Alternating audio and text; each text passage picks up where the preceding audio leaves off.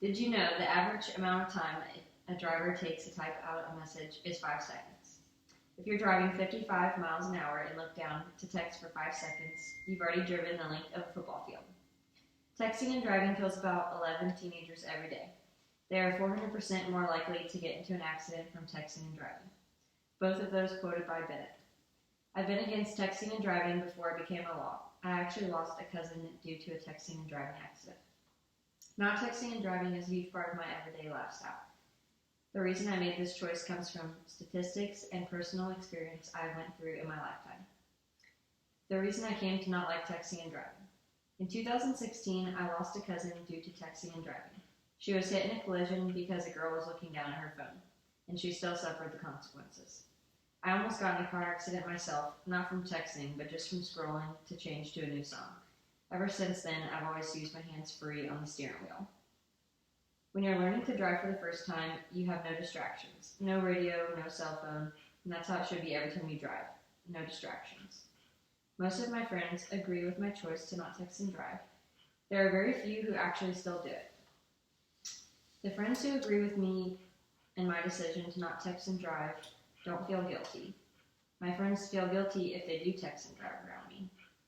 Some of my friends have also lost family members due to texting and driving, and that's why they don't text and drive, I assume. In 2018 alone, distracted driving killed 2,841 people. I think parents have to lead by the example. Quoted by Kern. If you see your parent texting, then you probably think it's okay.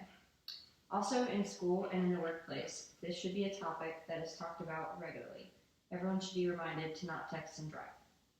I'm glad that my friends and family support my choice to not text and drive, although it has affected some relationships I've had.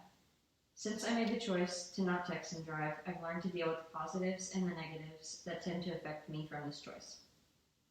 Some of the positives is all of my family and elders are very happy that I do not follow the statistic about the younger generation texting and driving. I know I'll never cause a texting and driving accident, although it is still possible for me to get in an accident due to someone else texting, which is what I worry about more than ever. I was always taught to pay more attention to other drivers because you never know what they'll do. Some negatives to not texting and driving is I've lost some friends over my choice. Now that I'm older, I've realized those weren't real friends to begin with. Being pro not texting and driving has made me the person I am today. It gave me a whole different aspect on life. Now you know a few things about why not texting and driving is a huge part of my life.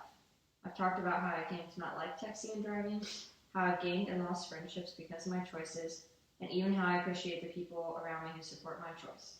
As someone who does not enjoy people who text and drive, it has made me realize the people I want in my life and the ones I do not want any longer. Although this has been a hard choice, I think it was the right thing to do in the end. We're excited. Bennett L., 10 terrifying facts about texting and driving. Kern A., you text, you drive, you pay. Patrick, texting while driving facts. A book by Almond T., Distracted Driving by Greenhaven Publishing, LLC. And a book by Smith J., Teens and Distracting Driving Book by Reference Point Press, Incorporated.